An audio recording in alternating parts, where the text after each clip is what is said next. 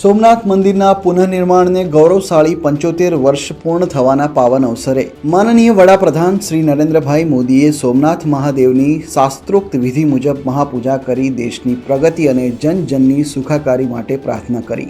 શ્રી સોમનાથ મહાદેવના શિખર પર 11 તીર્થોના 1100 લીટર પવિત્ર જળથી મંત્રોચ્ચાર સાથે કરાયો કુંભાભિષેક।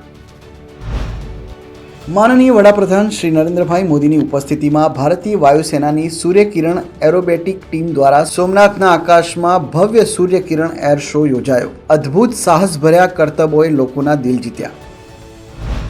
માનનીય વડાપ્રધાન શ્રી નરેન્દ્રભાઈ મોદીએ ભારતની આસ્થા, સંસ્કૃતિ અને આધ્યાત્મિક પરંપરાના પ્રતીક સમાન પ્રથમ જ્યોતિર્લિંગ શ્રી સોમનાથ મંદિરના પુનઃનિર્માણના 75 વર્ષની ઉજવણીના અવસર સોમનાથ અમૃત પર્વ 2026માં જનસભાને ભાવભર્યું સંબોધન કર્યું। આ અવસરે માનનીય વડાપ્રધાન શ્રીના વરદ હસ્તે સોમનાથ વિરાસતની ટપાલ ટિકિટ અને ₹75 મૂલ્યના સ્મારક સિક્કાનું કરાયું અનાવરણ।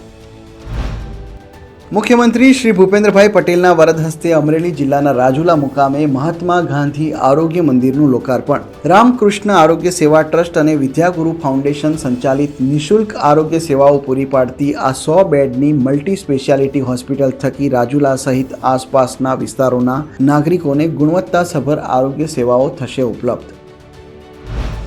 માનનીય રાજ્યપાલ શ્રી આચાર્ય દેવવ્રતજીએ સેવાનિવૃત્ત ન્યાયમૂર્તિ શ્રી બિરેન વૈષ્ણવને ગુજરાતના લોકાયુક્ત તરીકે શપથ લેવડાવ્યા। રાજ્યપાલ શ્રી, મુખ્યમંત્રી શ્રી સહિતના ઉપસ્થિત મહાનુભાવોએ નવનિયુક્ત લોકાયુક્ત શ્રીને અભિનંદન પાઠવ્યા।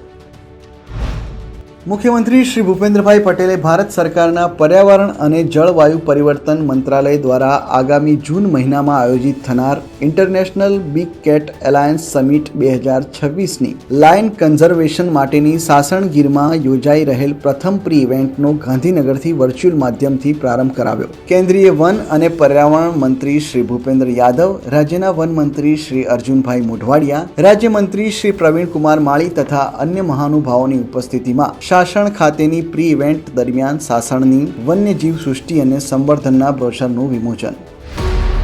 વિકસિત ભારત, વિકસિત ગુજરાત।